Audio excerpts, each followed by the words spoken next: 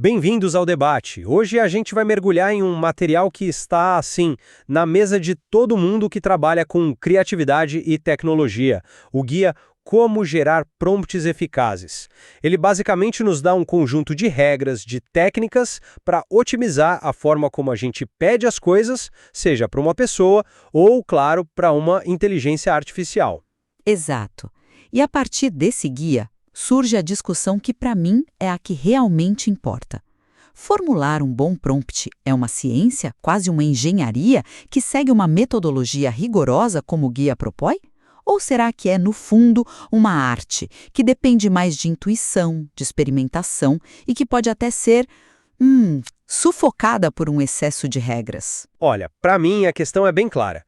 Eu vou defender que a abordagem sistemática, baseada em princípios como clareza, especificidade, contexto, esse é o único caminho confiável para a gente ter resultados de alta qualidade e, principalmente, previsíveis. Já eu vou para o outro lado. Vou argumentar que se agarrar demais a essa estrutura pode matar justamente o que há de mais valioso. A criatividade, sabe? Aqueles acidentes felizes, os insights que a gente não estava esperando. A verdadeira maestria, na minha opinião, não está em seguir uma fórmula, mas em saber dançar com a ferramenta. Mas veja bem, a base de tudo está na aplicação metódica dos princípios. O guia diz uma frase que é a mais pura verdade. A qualidade do prompt impacta diretamente a qualidade da resposta. Ignorar isso é contar com a sorte. E o próprio material alerta que a falta de estrutura leva a, e eu cito, resultados imprecisos, irrelevantes ou até mesmo inúteis. Quando a gente fala de clareza, especificidade, contexto, não são sugestões, são os pilares que fazem a comunicação funcionar. E as técnicas são a prova viva disso. Por exemplo, especifique o formato da resposta. Ou use restrições. Quando você pede uma comparação de carros em uma tabela ou um resumo de Dom Casmurro em no máximo 200 palavras e com um tom formal, você está no controle. Você está garantindo que o resultado vai ser útil.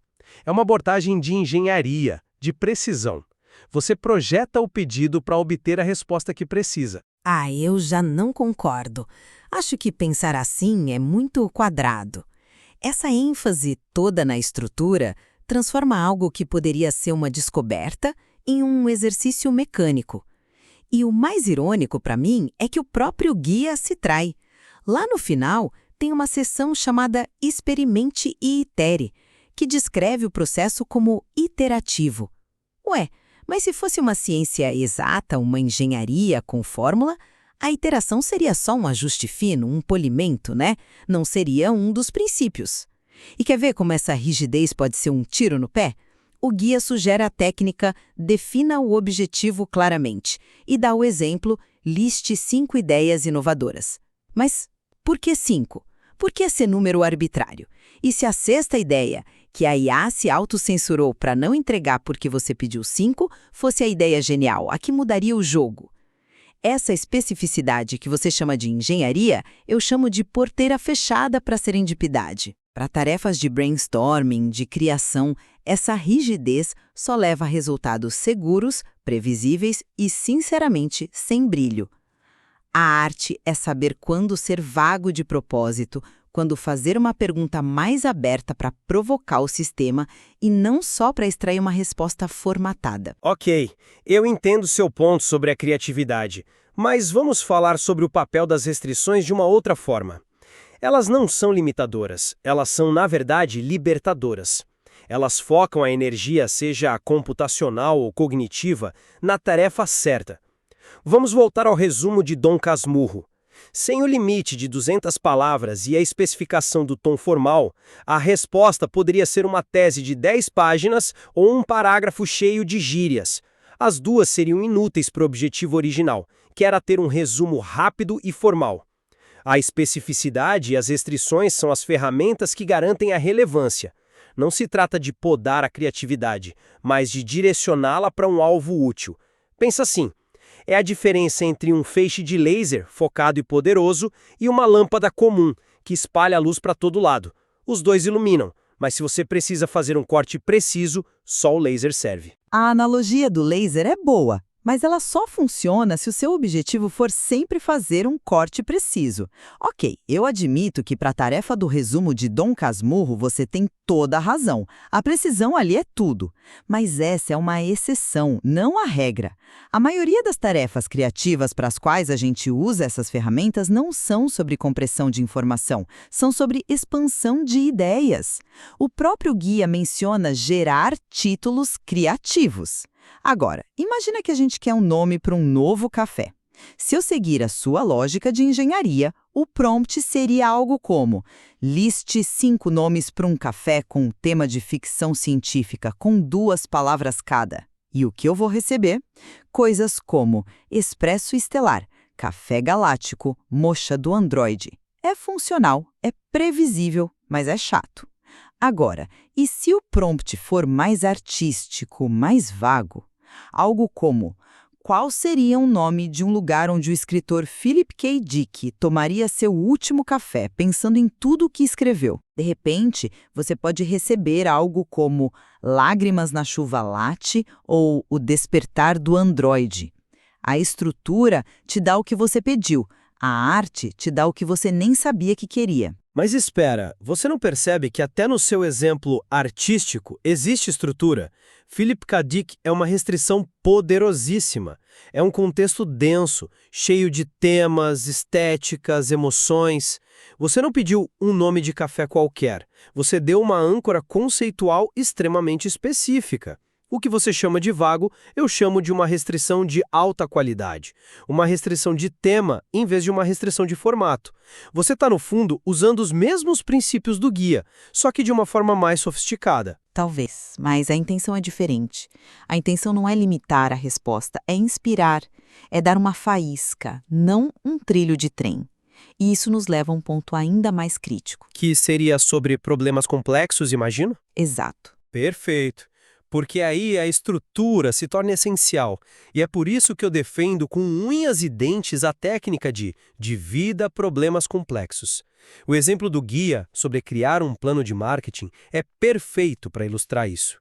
Um amador chegaria e diria: me faça um plano de marketing para minha nova marca de sapatos. O resultado seria genérico e inútil. O profissional, o engenheiro de prompt, quebra o problema. Primeiro, faça uma análise SWOT para uma nova marca de sapatos sustentáveis no mercado brasileiro. Depois, com base na análise de forças e oportunidades, defina 3 personas detalhadas para o público-alvo. E então, surgir aos 5 melhores canais de comunicação para alcançar a persona 1, considerando um orçamento inicial de R$ 10.000 por mês. É um processo de construção lógico, metódico, que garante que cada parte da fundação seja sólida. Você constrói uma solução robusta, peça por peça. Isso é um erro fundamental de abordagem. Essa segmentação toda não impede o sistema de fazer o que ele tem de mais valioso, que é a síntese. Um plano de marketing não é a soma das partes dele. É um sistema dinâmico, interconectado. O orçamento ideal depende dos canais, que dependem do público, que por sua vez influencia a mensagem, que impacta o orçamento. É um ciclo, sabe?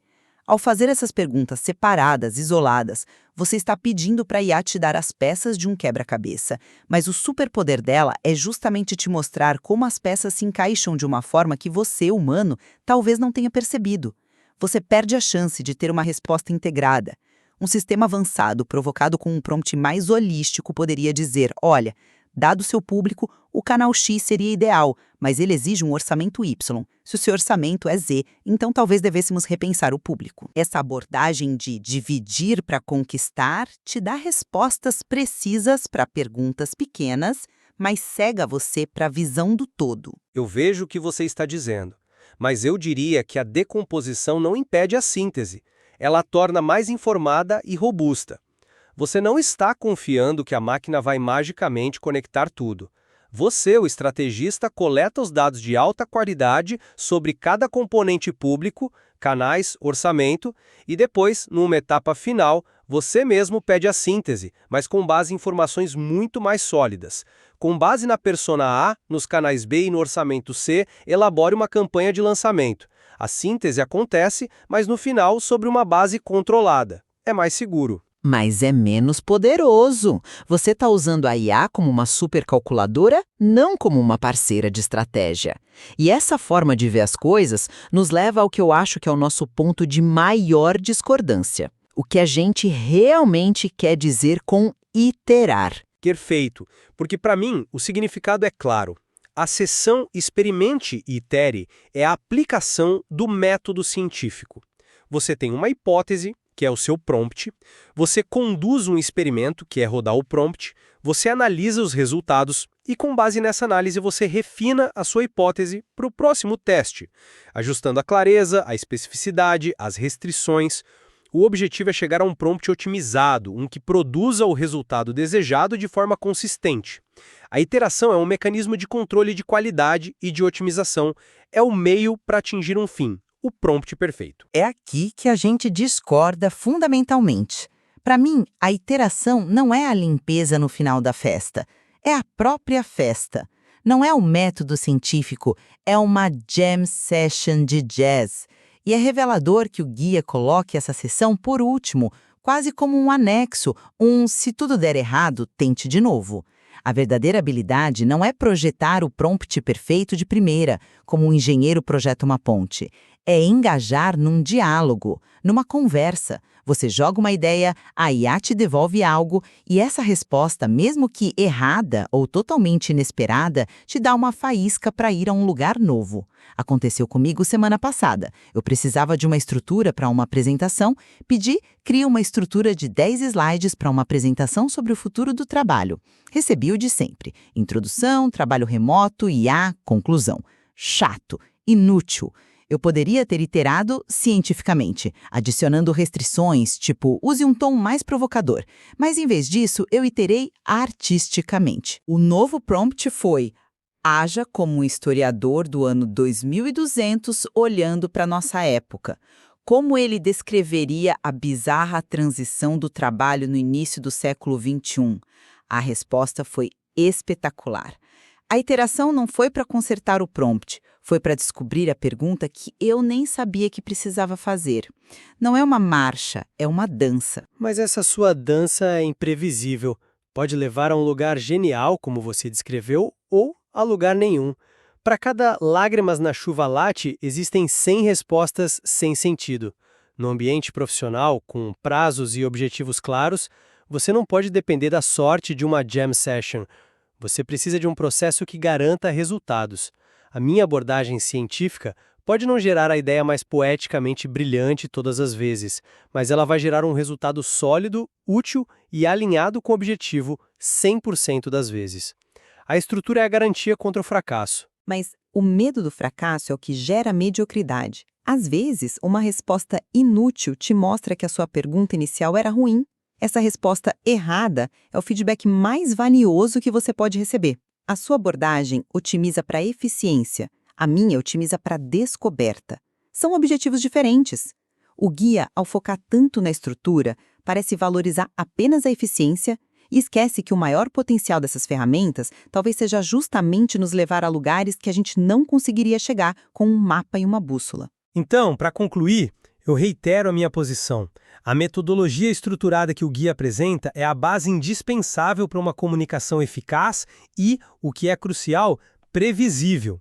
Princípios como clareza, especificidade e uso de restrições são o que transformam um desejo vago em uma instrução poderosa. A experimentação que você tanto valoriza é, na minha visão, uma ferramenta poderosa, mas para aprimorar a aplicação desses princípios, não para viver sem eles. A estrutura não é uma prisão para a criatividade, é o andaime que permite que você construa algo realmente sólido e de alta qualidade. É o que garante o controle. E eu concluo que, embora essas diretrizes sejam um ponto de partida fantástico, a verdadeira maestria está nesse equilíbrio dinâmico entre a estrutura e a flexibilidade. Uma adesão cega às regras, a essa mentalidade de engenheiro, leva à previsibilidade, e a previsibilidade é inimiga da inovação. O processo precisa ser visto mais como uma colaboração exploratória do que como a emissão de uma ordem. O guia nos oferece um mapa, e mapas são muito úteis para a gente não se perder.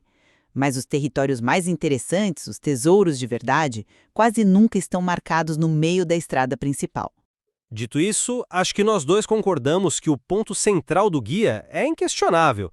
A atenção que a gente dá ao formular o nosso pedido, o nosso prompt, é o fator que mais influencia a qualidade do que recebemos de volta. Exatamente. A discussão não é se o prompt importa, mas como pensar sobre ele. E talvez não exista uma resposta única.